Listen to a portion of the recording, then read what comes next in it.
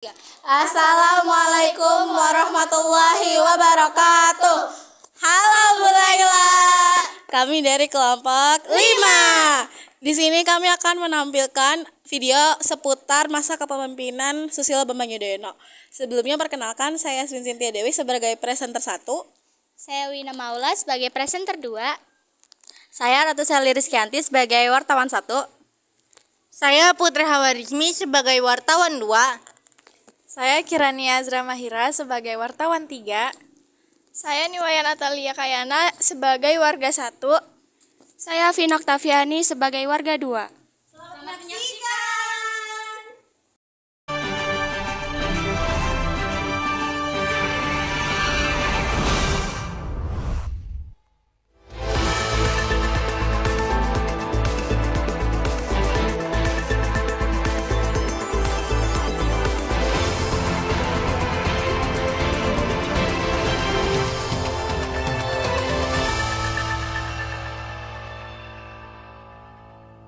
Selamat siang saudara, kembali lagi bersama kami di Kilas Trine News. Hari ini kita akan membahas seputar masa kepemimpinan Presiden Susilo Bambang Yudhoyono. Di bawah kepemimpinannya, Indonesia mengalami stabilitas politik dan pertumbuhan ekonomi yang cukup baik. Namun, hal-hal tersebut tidak lepas dari yang namanya kritik ataupun sindiran. Betul sekali, pemirsa sekalian, Susilo Bambang Yudhoyono atau yang akrab kita sapa dengan SBY, terpilih sebagai Presiden Republik Indonesia pada pemilihan umum 2004 yang merupakan pemilihan presiden pertama di Indonesia yang dilakukan secara langsung oleh rakyat. Proses pemilihan ini mengikuti perubahan dalam Undang-Undang Nomor 23 Tahun 2003 tentang Pemilu yang menetapkan syarat bahwa calon presiden harus diusulkan oleh partai politik atau gabungan partai politik yang memiliki minimal 15% dari jumlah kursi DPR atau 20% dari suara sah nasional. Dalam Pemilu 2004, SBY berpasangan dengan Yusuf Kala dan bersaing melawan pasangan Megawati Hasyim. Pemilihan berlangsung dalam 2 putaran dan pada putaran kedua, SBY JK meraih suara sebanyak 60,62% dari total suara dan mengalahkan pasangan Megawati Hasyim. Demi Allah, saya bersumpah akan memenuhi kewajiban Presiden Republik Indonesia dengan sebaik-baiknya dan seadil-adilnya, memegang teguh Undang-Undang Dasar dan menjalankan segala undang-undang dan peraturannya dengan seluruh-seluruhnya, serta berbakti kepada nusa dan bangsa. Pilpres 2004 merupakan pertama dalam sejarah RI pemilihan presiden yang dipilih langsung oleh rakyat. Sebelumnya presiden dan wakil presiden dipilih oleh MPR melalui sidang umum. Sejarah pemilihan presiden dan wakil presiden langsung dimulai dari amandemen Undang-Undang Dasar 1945 yang ketiga pada tahun 2001. Pasal 6A ayat 1 UUD menyebutkan presiden dan wakil presiden dipilih secara langsung oleh rakyat. Pemilu presiden pertama berlandaskan pada Undang-Undang Nomor 23 Tahun 2003 tentang pemilihan presiden dan wakil presiden. Pasal 5 ayat 4 UU itu menyebutkan bahwa calon presiden dan wakil presiden hanya dapat diusulkan oleh partai politik atau gabungan partai politik yang memperoleh sekurang-kurangnya 15% dari jumlah kursi DPR atau 20% dari perolehan suara sah secara nasional dalam pemilu anggota DPR. Kemudian pasangan calon presiden dan wakil presiden dinyatakan terpilih apabila mendapatkan suara melebihi 50% dari jumlah suara dalam Pilpres, dengan sedikitnya 20% suara di setiap provinsi yang tersebar lebih dari setengah jumlah provinsi di Indonesia. Ketentuan ini diatur dalam pasal 66 ayat 2 UU Pemilu. Apabila tidak ada pasangan calon terpilih sesuai dengan ketentuan tersebut, maka diadakan putaran kedua, yakni 2 pasangan calon yang mendapatkan suara terbanyak pertama dan kedua dipilih kembali oleh rakyat secara langsung melalui Pilpres. Pemilu presiden langsung pertama digelar pada 5 Juli 2004. Pilpres itu mempertemukan 5 pasangan calon presiden dan wakil presiden, yakni Wiranto dan Salahuddin Wahid, lalu Megawati Soekarno Putri dan Hasyim Muzadi. Kemudian ada paslon Amin Rais dan Siswono Yudhoyono, Susilo Bambang Yudhoyono dan Yusuf Kala serta Hamzah Has dan Agung Gup. Kilas balik perkembangan popularitas SBY hingga saat pemilu presiden 5 Juli lalu. Grafik ini menampilkan hasil survei yang dilakukan secara berkala oleh International Foundation for Election Systems atau IFES dan Lembaga Survei Indonesia atau LSI. Dengan melakukannya secara berkala, kita bisa melihat fluktuasi popularitas seseorang. Garis kuning adalah popularitas SBY menurut survei IFES, sedangkan garis merah adalah popularitas SBY menurut survei LSI. Seperti tergambar dalam grafik ini, popularitas SBY sebelum bulan Maret 2004 tidak pernah lebih dari 15%. Popularitasnya baru menanjak sejak bulan Maret. Ini terjadi setelah peristiwa mundurnya SBY dari Kabinet Megawati sekaligus berbarengan dengan dimulainya kampanye pemilu legislatif. Sejak saat itu, popularitas SBY terus melonjak naik. Pasangan Wiranto Salahuddin pada pemilu presiden lalu didukung oleh sejumlah partai, 2 diantaranya Golkar dan PKB. Namun dari grafik ini terlihat perolehan suara pasangan ini masih jauh di bawah total pemilih partai-partai tersebut. Total perolehan suara partai-partai pendukung pasangan ini ada 37,16%. Tetapi pada pemilu presiden lalu, total pemilih mereka cuma 22,3%. Hal yang sama juga terjadi pada pasangan Amin Siswono dan Hamzah Agung. Meski Amin Siswono didukung banyak partai, total pemilih partai tersebut ada 19,85%. Namun perolehan suara Amin Siswono hanya sekitar 14,4%. Pasangan Hamzah Agung juga demikian, perolehan suara P3 pada pemilu legislatif ada 8,15%. Namun pada pemilu presiden Hamzah Agung cuma didukung 3,1% pemilih. Berbeda dari ketiga pasangan tadi, pasangan SBY Kala dan Mega Hasyim mendapat suara lebih besar dari suara yang diperoleh partai-partai yang mendukung mereka pada pemilu legislatif. SBY Kala mendapat suara 33,2%, jauh di atas perolehan suara partai-partai yang mendukungnya, yaitu Partai Demokrat dan PBB. Total perolehan suara partai ini hanya 11,3%. Mega Hasim juga demikian, pasangan ini mendapat suara 26%. Ini di atas total perolehan suara partai-partai pendukungnya, PDIP dan PDS, yaitu 20,7%. Kemudian SBY terpilih kembali pada Pilpres 2009 yang diselenggarakan untuk memilih Presiden dan Wakil Presiden Indonesia periode 2009-2014. Pemungutan suara diselenggarakan pada 8 Juli 2009. Pasangan Susilo Bambang Yudhoyono Budiono berhasil menjadi pemenang dalam satu putaran langsung dengan memperoleh suara 60,80%, mengalahkan pasangan Megawati Prabowo dan Yusuf Kala Wiranto. Hadirin sekalian yang saya muliakan, hari ini dengan penuh rasa syukur kehadirat Tuhan Yang Maha Kuasa, Allah Subhanahu wa Ta'ala, saya dan Saudara Profesor Dr. Budiono baru saja mengucapkan sumpah di hadapan Majelis Permusyawaratan Rakyat Republik Indonesia sebagai Presiden dan Wakil Presiden Republik Indonesia untuk mengemban amanah rakyat 5 tahun mendatang. Pada kesempatan yang bersejarah dan insya Allah penuh berkah ini, saya ingin menyampaikan ucapan terima kasih dan penghargaan yang setinggi-tingginya kepada pimpinan dan anggota MPR RI, pimpinan dan anggota DPR RI, pimpinan dan anggota DPD RI, beserta pimpinan dan anggota lembaga-lembaga negara lainnya masa bakti 2004-2009 yang telah bersama-sama bekerja keras membangun bangsa dan negara kita menuju masa depan yang lebih baik. Kepada Saudara Muhammad Yusuf Kala, Wakil Presiden Republik Indonesia periode 2004-2009. Pada Pilpres 2004 terdapat 5 pasangan calon. Nomor urut 1 yakni Wiranto Salahuddin Wahid, nomor urut 2 Megawati Soekarno Putri Hashim Muzadi, nomor urut 3 Amin dan Siswono. Sementara nomor urut 4 Susilo Bambang Yudhoyono Yusuf Kala. Nomor urut 5 yakni Hamzah Hazagung Gumelar. Dan Pilpres berlangsung 2 putaran dan pasangan SBY JK keluar sebagai pemenang. Ya, sementara pada Pilpres 2009 jumlah paslon berkurang menjadi 3 paslon, yakni nomor urut 1 Megawati Soekarno Putri dan Prabowo Subianto, nomor urut 2 Susilo Bambang Yudhoyono dan Budiono, sementara nomor urut 3 Yusuf Kala dan Wiranto. Pada Pilpres 2009 pasangan SBY Budiono keluar sebagai pemenang. Untuk memberikan perspektif lebih dalam, 2 rekan kami telah bersama dengan seorang guru dari sekolah setempat dan salah seorang warga untuk berbagi pandangan mereka tentang masa kepemimpinan SBY. Tapi sebelum itu, mari kita saksikan salah satu rekan saya yang sudah bersama dengan beberapa warga untuk membahas kebijakan-kebijakan yang diterapkan pada era SBY. Baik, di sini kami sudah terhubung dengan salah satu rekan kami, Saudari Seli. Menurut pandangan masyarakat, apa saja kebijakan yang diterapkan pada masa kepemimpinan SBY? Baik pemirsa, di sini saya sudah bersama dengan 2 warga lokal dan kami akan berbincang-bincang mengenai kebijakan diterapkan pada era SBY. Sebelumnya, saya sedang berbicara dengan siapa kali ini? Saya Niwaya Natalia Kayana. Dan saya Vina Oktaviani. Baik Alia, menurut Anda sendiri apa saja kebijakan politik yang ada di era SBY? Menurut saya sendiri, pada masa pemimpinan SBY, kebijakan politik yang ada itu adalah yang pertama itu ada stabilitas politik dan keamanan, yang dimana SBY berfokus pada stabilitas politik dan keamanan sebagai fondasi untuk pembangunan ekonomi. Ia menginstruksikan sinergi antara TNI, Polri, pemerintah daerah dalam mengenai isu-isu keamanan termasuk terorisme. Yang kedua ada desentralisasi. Kebijakan desentralisasi dilanjutkan untuk memberikan lebih banyak otonomi kepada daerah, memungkinkan mereka untuk mengelola sumber daya dan anggaran secara lebih efektif. Yang ketiga ada pemberantasan korupsi. SBY yang menekankan pentingnya pemberantasan korupsi melalui berbagai program dan inisiatif untuk meningkatkan transparansi dan akuntabilitas pemerintahan.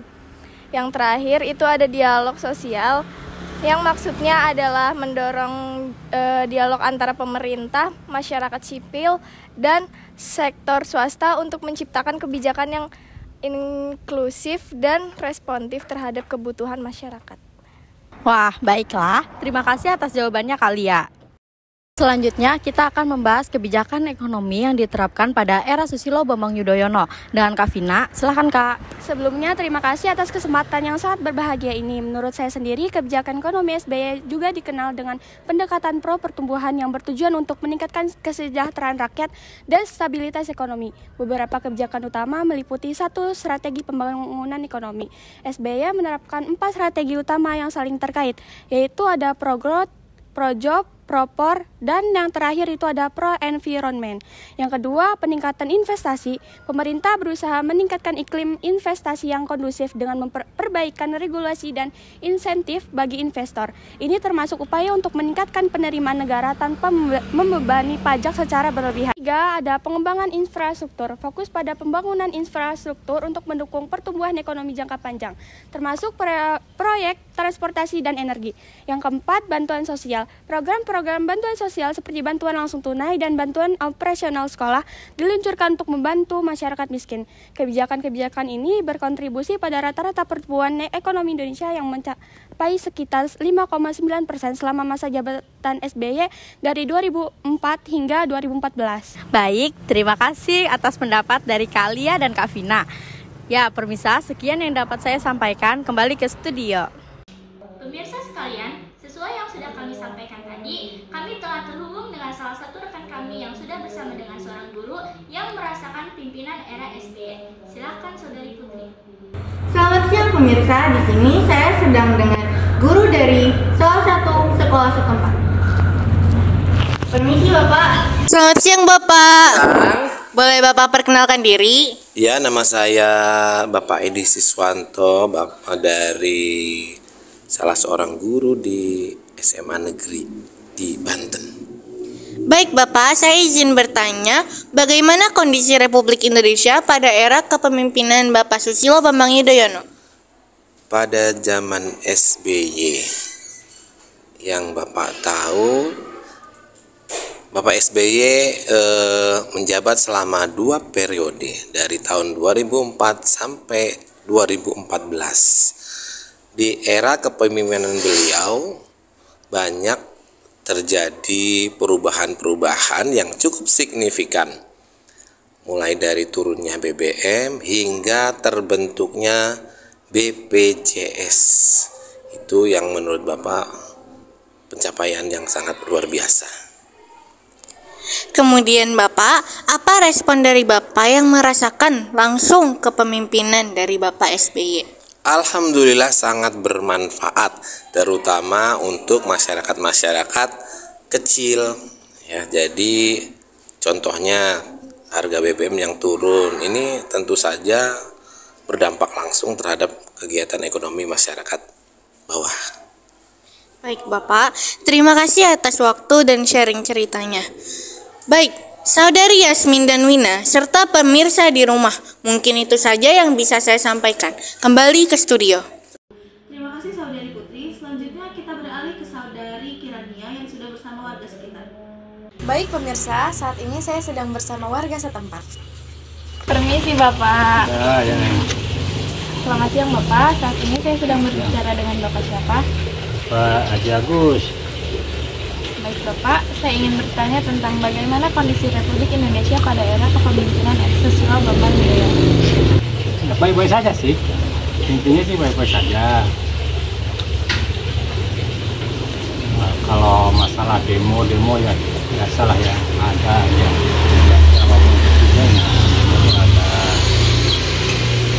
Dan apa respon dari Bapak yang merasakan kepemimpinan Susilo Bambang Yudhoyono?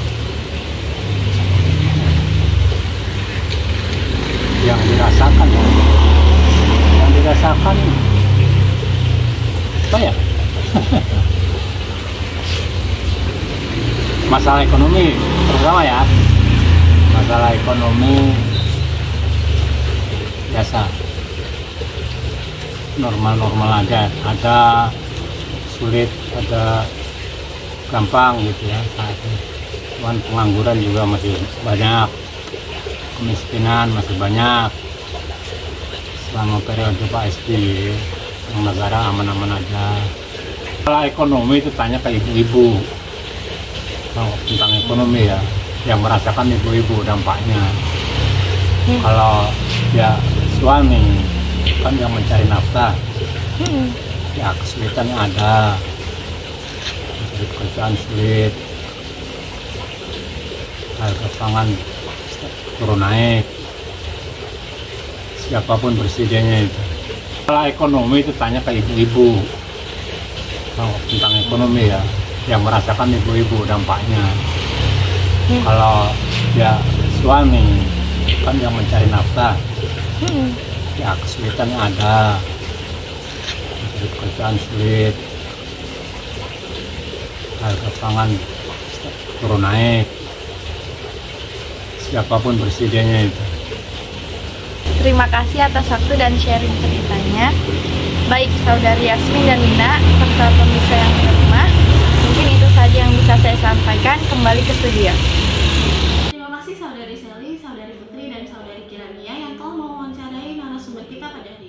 Terima kasih kepada Bapak Edi Siswanto dan Bapak Haji Agus atas pandangan dan waktu yang telah diberikan. Masa kepemimpinan Susilo Bambang Yudhoyono memang penuh dengan dinamika, dari pencapaian hingga tantangan. Semua menjadi bagian dari sejarah Indonesia yang harus kita pelajari bersama. Sebelum kami mengakhiri berita hari ini, ada beberapa tanda berakhirnya masa kepemimpinan SBY dan menjadi beberapa momen penting. Presiden Susilo Bambang Yudhoyono menyampaikan salam perpisahan pada jajaran Kabinet Indonesia. Presiden SBY juga memohon maaf kepada kabinet yang dipimpinnya tersebut. Sesi foto bersama Kabinet Indonesia di halaman Istana Merdeka, Jakarta Pusat ini digelar Presiden Susilo Bambang Yudhoyono. Seluruh menteri dan staf khusus Presiden hadir ditemani pasangan masing-masing, termasuk di antara beberapa menteri yang sudah tidak menjabat karena telah menjadi anggota parlemen. Kamis 16 Oktober 2014 pagi, Presiden juga mengadakan rapat paripurna di Gedung Kementerian Sekretariat Negara di Jakarta Pusat. Kali ini, rapat Kabinet Paripurna membahas refleksi pemerintahan 10 tahun terakhir menjelang berakhirnya masa jabatan Presiden SBY. Secara objektif, 10 tahun terakhir ini di tengah-tengah krisis dan gejolak yang sering terjadi pada perekonomian global, kita termasuk negara yang dianggap mampu menjaga pertumbuhan ekonominya dan negara yang bisa meminimalkan dampak dari krisis perekonomian global. Pertumbuhan ekonomi ini tentu langsung membawa dampak positif bagi peningkatan kesejahteraan rakyat.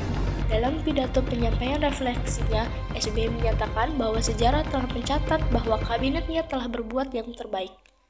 Ia meminta agar rakyat tidak kecil hati jika masih ada yang belum dicapai, karena pembangunan adalah proses jangka panjang.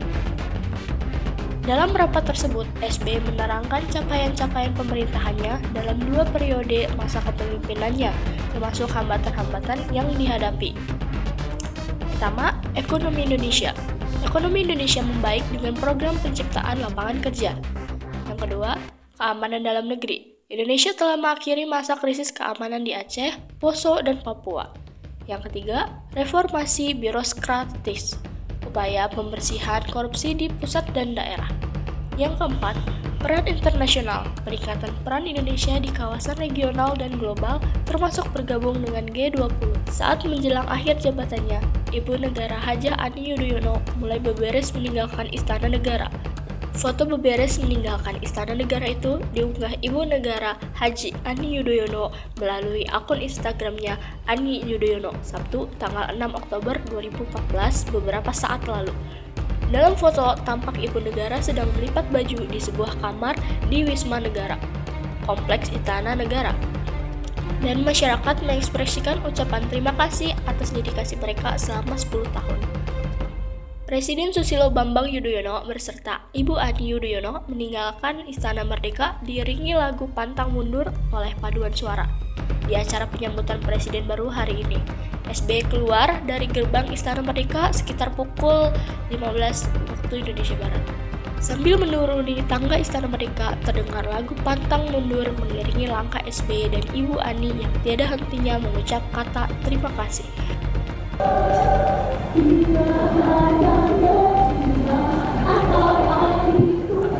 Setelah berada di pelataran depan Istana Merdeka, SBY didampingi Ibu Ani Yudhoyono secara perlahan-lahan berjalan beriringan didampingi Presiden Jokowi dan Ibu Negara Iriana Widodo.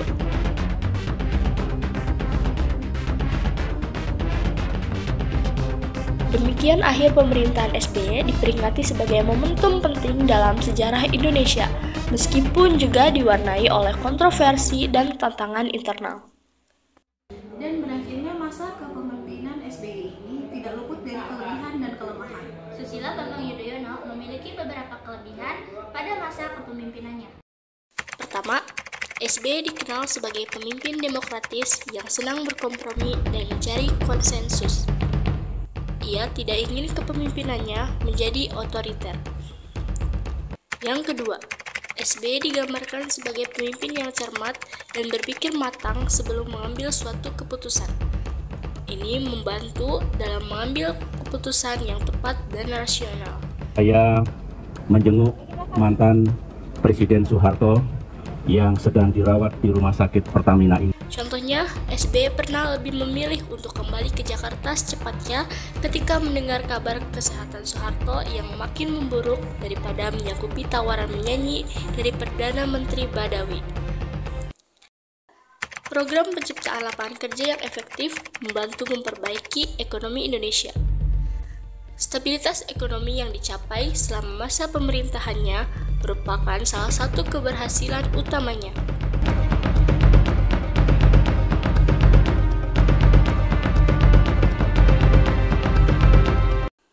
Yang keempat, Indonesia telah mengakhiri masa krisis keamanan di Aceh, Poso, dan Papua, yang sebelumnya menjadi keguncangan dalam bidang keamanan dalam negeri yang terjaga, sehingga ekonomi dapat terbangun.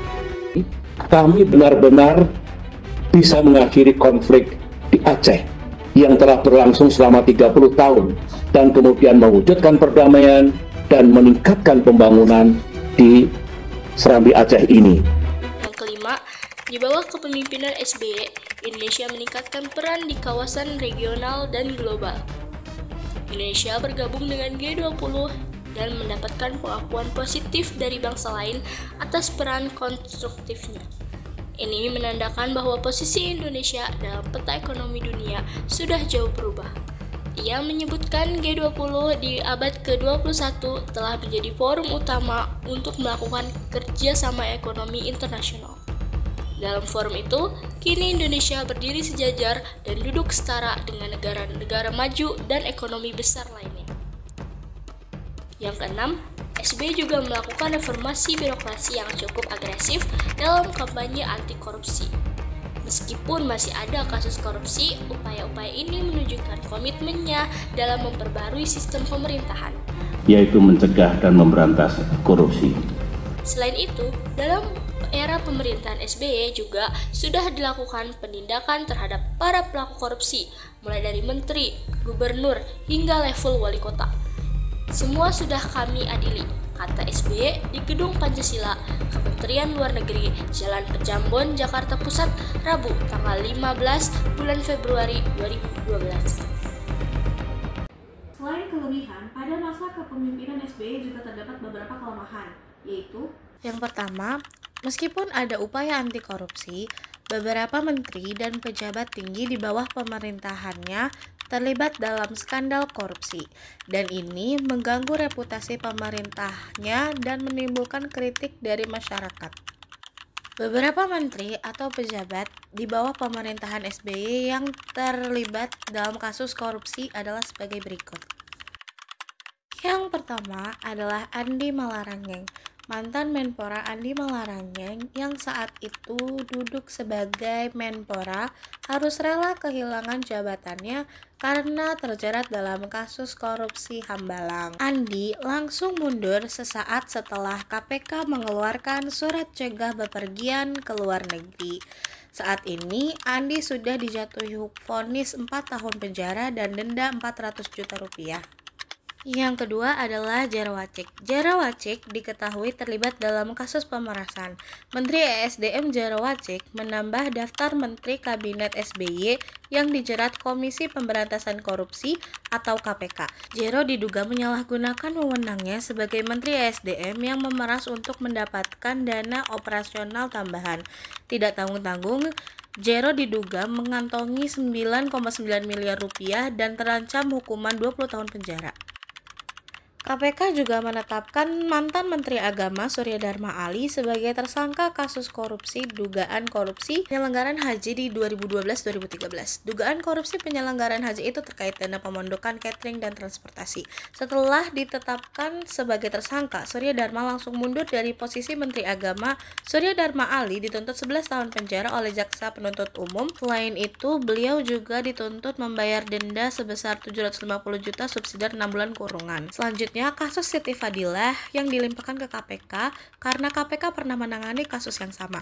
Sebelumnya, Siti Fadilah sempat menjadi tersangka di Bareskrim Polri. Bahkan kasusnya pun sempat maju ke kejaksaan. Tetapi berkasnya berkali-kali harus dilengkapi penyidik Polri, hingga akhirnya dilempar ke KPK. Siti Fadilah diduga menyalahgunakan wewenang terkait pengadaan alat kesehatan buffer stock dengan metode penunjukan langsung yang dilaksanakan Kepala Pusat Penanggulangan Masalah Kesehatan pada tahun 2005. Yang keenam ada Rudy Rubiandini. Mantan Kepala SKK Migas, Rudy Rubiandini divonis 7 tahun penjara dan denda 200 juta rupiah dengan subsidiar kurungan 3 bulan. Rudy terbukti menerima hadiah dan janji berupa uang sebesar 200.000 dolar Singapura dan 900.000 US dollar dari perwakilan PT Kernel Oil Singapura dan Fosus Energi Widodo Ratana Caitong dan melalui Direktur Operasional PT Kernel Oil Simon Gunawan Tanjaya. Selanjutnya, KPK menetapkan Ketua Badan Pemeriksa Keuangan BPK Hadi Purnomo sebagai tersangka kasus dugaan korupsi terkait permohonan keberatan pajak yang diajukan Bank Sentral Asia. Hadi dijerat dalam kapasitasnya sebagai Direktur Jenderal Pajak periode 2002-2004. Atas penerimaan keberatan itu, negara dirugikan senilai 375 miliar rupiah. Selanjutnya, KPK menetapkan Direktur Jenderal Kelistrikan dan Pemanfaatan Energi Kementerian ESDM Jakobus Purwono sebagai tersangka dugaan korupsi pengadaan sistem listrik tenaga matahari untuk rumah tangga pada tahun anggaran 2007-2008. Kerugian negara diperkirakan mencapai 119 miliar rupiah dan dari hasil pemeriksaan, Jakobus diduga menerima uang dari perusahaan rekanan yang dimasukkan sebagai dana taktis. Selain nama-nama yang sudah saya sebutkan tadi, diperkirakan bahwa sekitar 300 pejabat pemerintah daerah diselidiki karena kasus korupsi selama periode kedua SBY, yang mengindikasikan luasnya korupsi di kalangan pemerintahan dan kegagalan SBY untuk memberantas korupsi, kolusi, dan nepotisme. Yang kedua, kritik juga diajukan bahwa pemerintahan SBY kurang melakukan reformasi struktural yang signifikan. Hal ini berimplikasi pada efektivitas dan efisiensi sistem pemerintahan.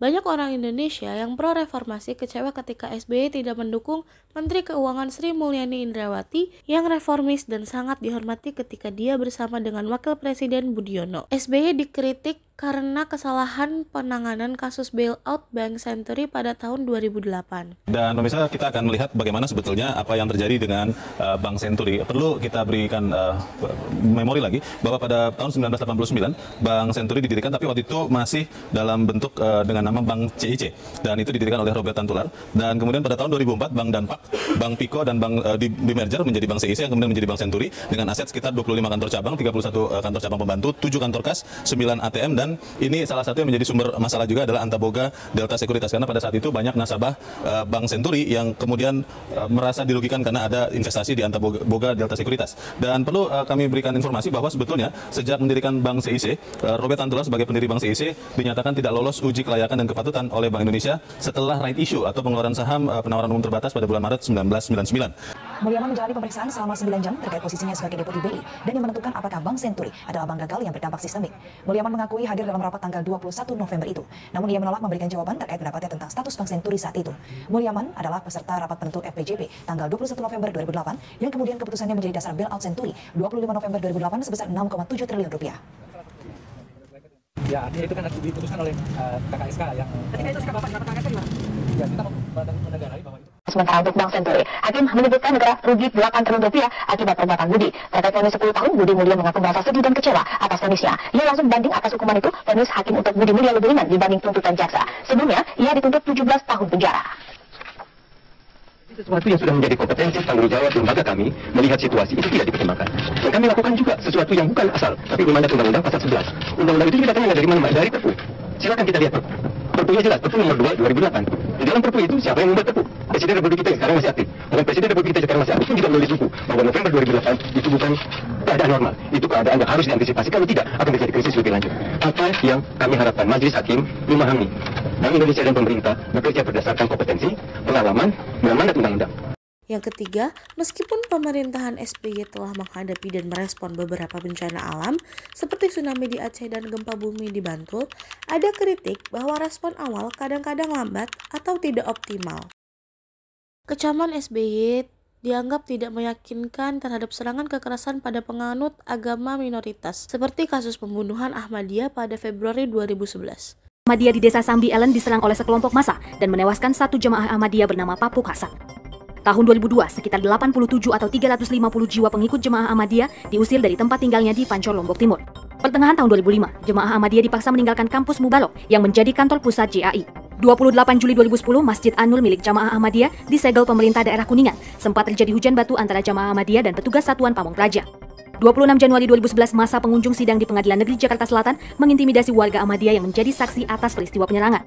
29 Januari 2011, Front Pembela Islam melakukan unjuk rasa di Masjid Nusra. 6 Februari 2011 menjadi peristiwa paling berdarah bagi Ahmadiyah Indonesia. Sebanyak 8 korban jatuh, 3 orang meninggal dunia dan 5 orang mengalami luka-luka. Dengan demikian, kepemimpinan SBY memiliki kelebihan dalam aspek demokrasi, ekonomi, dan peran internasional, tetapi juga menghadapi tantangan seperti korupsi dan keterbatasan reformasi struktural. Di satu sisi, SBY dikritik karena tidak tegas dan terlalu berusaha untuk berteman dengan semua pihak dan aliran masyarakat. Tetapi, di sisi lain, gaya kepemimpinannya berhasil meningkatkan stabilitas politik dan ekonomi Indonesia dan karenanya meletakkan dasar yang kuat bagi orang lain untuk membangun negaranya. Demikianlah berita yang dapat kami sampaikan hari ini. Terima kasih sudah menyaksikan berita hari ini sampai habis. Saksikan terus berita-berita terkini di Real Life 3 News. Saya Cynthia Dewi dan rekan saya Wina Maula pamit undur diri. Sampai jumpa dan salam kemanusiaan.